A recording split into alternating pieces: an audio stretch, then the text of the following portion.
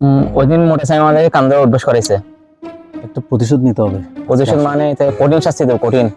আসুক, আজকে আমার মাথায় একটা প্ল্যান আছে। রেডি করো, এতে আসুক, আজকে এমন শাস্তি দিব সারা জীবন মনে রাখবে। দিতে হবে শাস্তি। বেশি বউ পাগলা।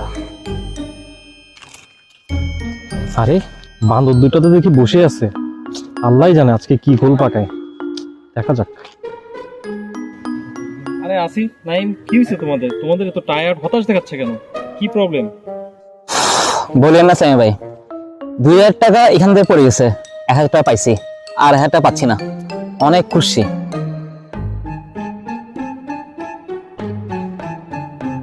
খুঁজতে খুঁজতে পুরো টায়ার্ড হয়ে গেছে ভাই, যে গরম। চল একটু পানি খেয়ে আসি আমরা।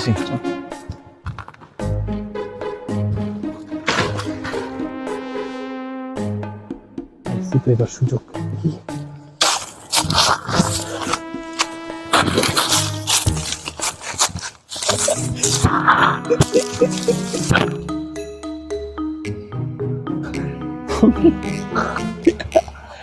দিছি শাস্তি ভালো করে।